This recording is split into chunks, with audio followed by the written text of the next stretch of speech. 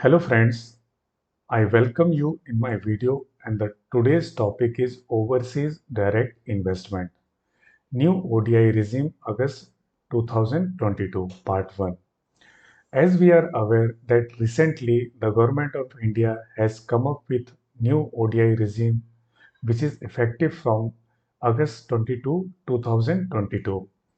And this new ODI regime is in supersession of earlier or old ODI regime.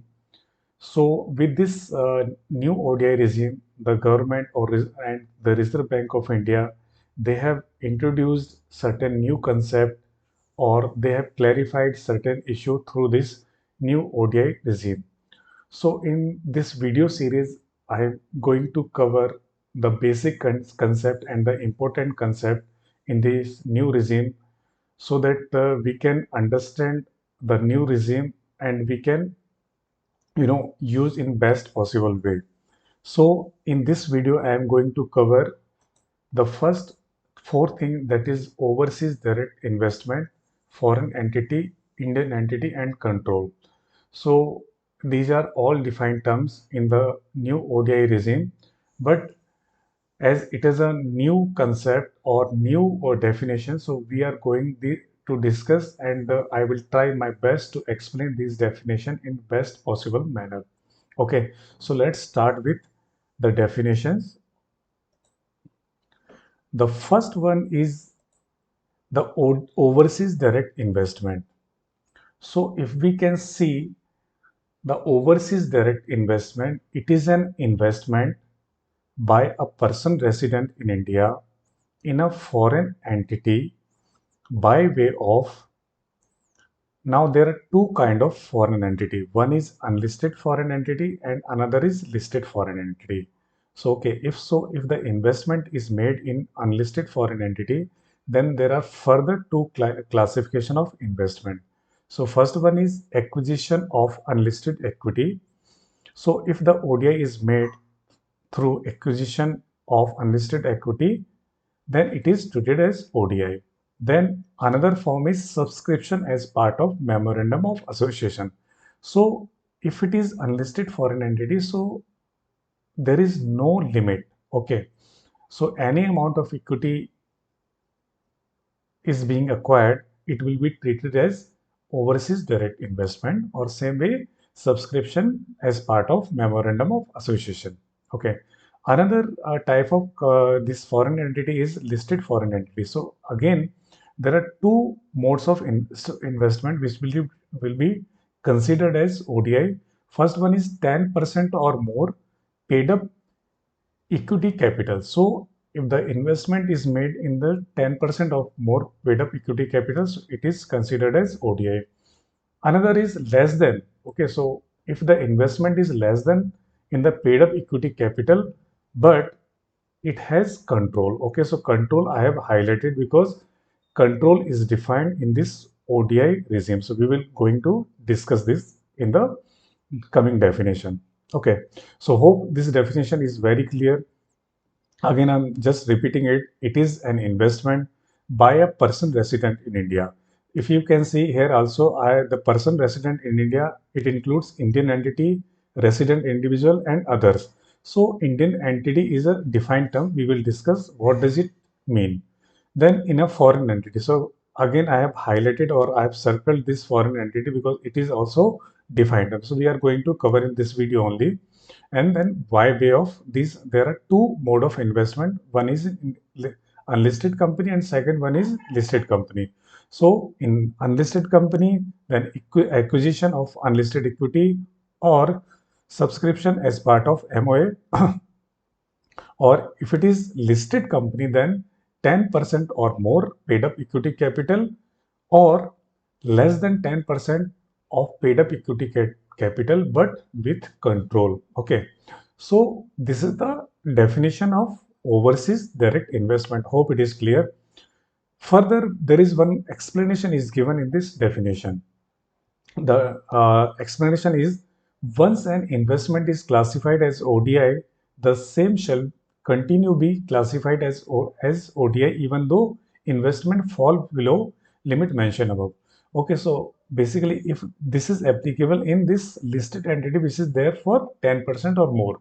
So it means once the investment it is classified, suppose this investor they have invested 10% or more in the equity capital, but subsequently the share has come down, maybe with this dilution in the equity share. Okay, so subsequently if it is come down, then also it will continue as overseas direct investment. Now let us understand this through a diagram. So here as I have taken a simple picture. So there are two territory. One is Indian territory and second is rest of the world. Okay. So this is basically to understand the concept of foreign entity. Foreign entity. So in India, a person resident in India, they will make ODI in a foreign entity. So foreign entity basically it should be out of India. But there is one exception is given in India.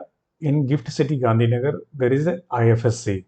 So if any entity which is there in IFSC, it will be treated as foreign entity.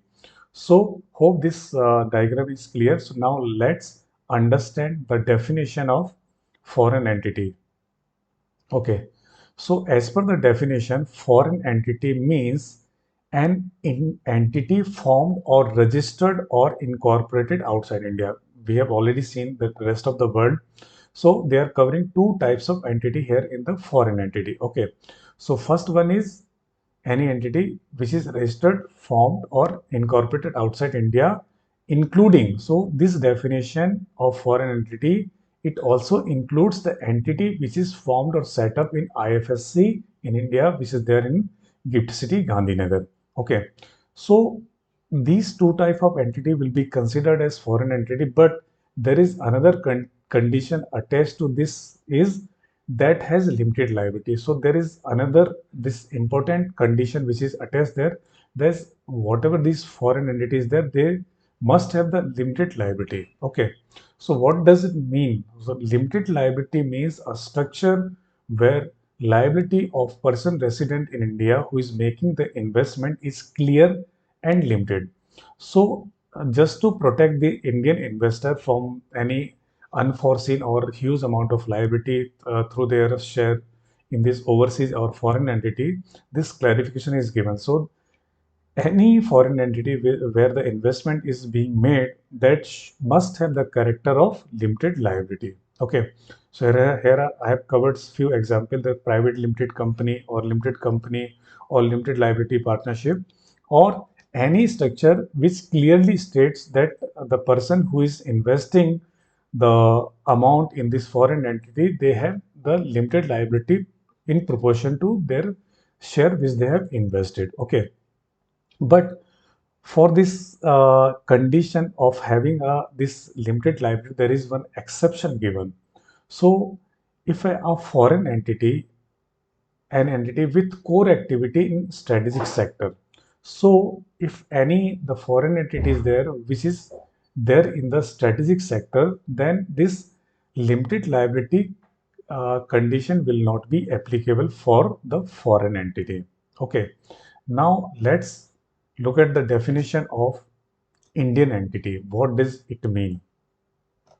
So, entity means a company as defined under Companies Act 2013. The first definition is a company as defined under company. So company will be it is a Indian entity. Then a body corporate under any law. It means a the corporate which is formed or set up or incorporated under any law like SIDBI or Exim Bank or such kind of institution which are set up under a particular law, they will also be come or part of this definition of Indian entity. Then third one is limited liability partnership under the LLP Act 2008. So that is also covered in this definition. The next one is a partnership firm registered under Indian Partnership Act 1932. So these four kind of entities are covered under the definition of Indian entity. Okay. Now the last definition for this video is the control, because if we remember the definition of ODI and if the investment is made in the listed foreign entity, and if the investment is less than 10% of paid up equity capital, but it has made the investment with control, then it will be treated as overseas direct investment. So now look at what the control exactly means as per the definition given in this ODI regime. So control means the right to appoint majority of director. So it is clear that if a person is having a right to appoint a majority of director in the foreign entity, then it means he or she or they are exercising the control on it, or right to control management or policy decision exercisable by a person in any manner that gives them 10% or more voting right.